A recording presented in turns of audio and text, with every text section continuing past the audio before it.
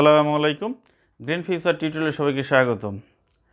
আজ আমরা জীববিজ্ঞানের খুবই গুরুত্বপূর্ণ একটি বিষয় বিভিন্ন উদ্ভিদ এবং প্রাণীর বৈজ্ঞানিক নাম এবং এর বাংলা উচ্চারণ সহ জানব।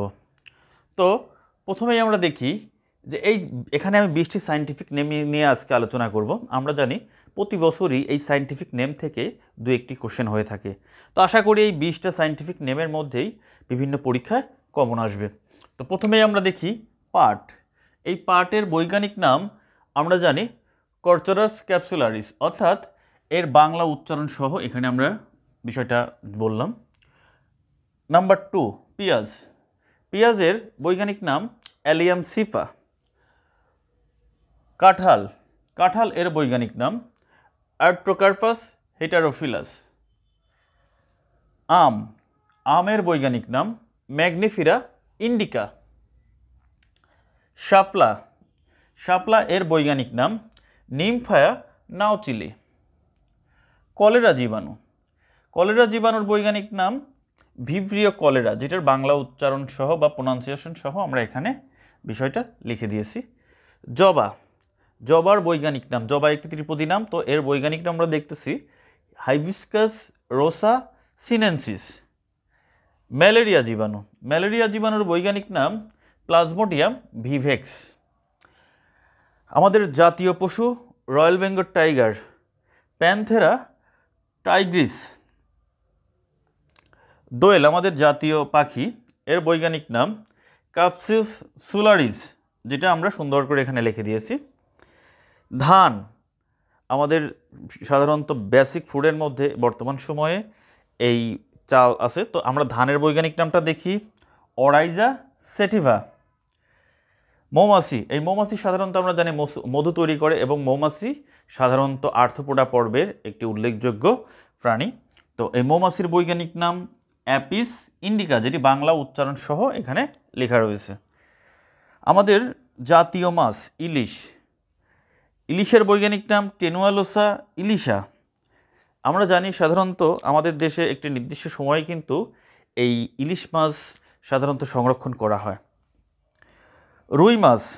রুই মাছের বৈজ্ঞানিক নাম ল্যাবিও রোহিতা, তো যেটি সাধারণত আমাদের বর্তমান সময়ে কিন্তু বাজারে বহুল প্রচলিত এই রুই মাছ। তারপরে আমরা দেখব কুনো ব্যাং। তো কুনো ব্যাঙের বৈজ্ঞানিক নাম দত্রোফিনাস মেলানোস্টিকটাস। তো এটা খুবই একটু উচ্চারণটা কঠিন হলেও এটা কিন্তু প্রত্যেকটা স্টুডেন্টেরই জানতে হবে এই কুনো ব্যাঙের বৈজ্ঞানিক নামটা। পরবর্তীতে আমরা দেখব নাম্বার 16 মানুষের বৈজ্ঞানিক নাম।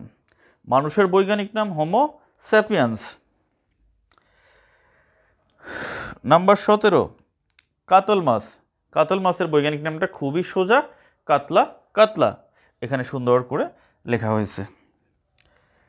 নাম্বার 18 শামুকের বৈজ্ঞানিক নাম। এটি মোলাস্কা পর্বের একটি প্রাণী এবং এটি আমাদের কিন্তু সবারই জানতে হবে, কারণ এটা ইন্টারমিডিয়েট এবং নবম দশম শ্রেণীতে দুই ধরনের স্টুডেন্টের জন্যই এটা খুবই গুরুত্বপূর্ণ। তো আমরা এখন দেখি এই শামুকের বৈজ্ঞানিক নাম পাইলা গ্লোবাসা। সুন্দরী, যেটা সুন্দরবনে, সুন্দরী আমরা গাছ বলি, এটা সাধারণত সুন্দরবনে এই উদ্ভিদটা পাওয়া যায়। তো এটা আমরা কিন্তু বিভিন্ন সময় এটা লোকালয়ে কিন্তু সাধারণত এই সমতল ভূমিতে পাওয়া যায় না, এটা ম্যাক্সিমাম সময় আমরা দেখি সুন্দরবনের লোনা পানিতে এই উদ্ভিদগুলো পাওয়া যায়, অর্থাৎ ম্যানগ্রোভ ফরেস্টে পাওয়া যায়। এটা হচ্ছে আমরা বৈজ্ঞানিক নামটা দেখি হেরিটেরিয়াস ফর্মস, অর্থাৎ এটি খুবই গুরুত্বপূর্ণ একটি সায়েন্টিফিক নেম, এটা অবশ্যই মনে রাখতে হবে, হেরিটেরিয়া ফর্মস। নাম্বার 20 রয়েছে শাল গাছ। আমরা এই শাল গাছের বৈজ্ঞানিক নাম লাস্ট দেখি শরিয়া রোবাস্টা। এই শাল গাছের বৈজ্ঞানিক নামটিও কিন্তু পরীক্ষার জন্য খুবই গুরুত্বপূর্ণ। তো আশা করি আজকে যে আমরা 20টা বৈজ্ঞানিক নাম নিয়ে আলোচনা করলাম সংক্ষেপে, এই 20টা বৈজ্ঞানিক নাম নবম দশম শ্রেণী এবং একাদশ ও দ্বাদশ শ্রেণীর জন্য খুবই গুরুত্বপূর্ণ। এছাড়া অ্যাডমিশন টেস্টের জন্য এখান থেকে একটা বৈজ্ঞানিক নাম অনেক সময় বিশেষ করে মেডিকেল ভর্তি পরীক্ষায় অনেক সময় আমরা দেখি এসে থাকে। তো আশা করি এই 20টা বৈজ্ঞানিক নামই আমরা সবাই জানব।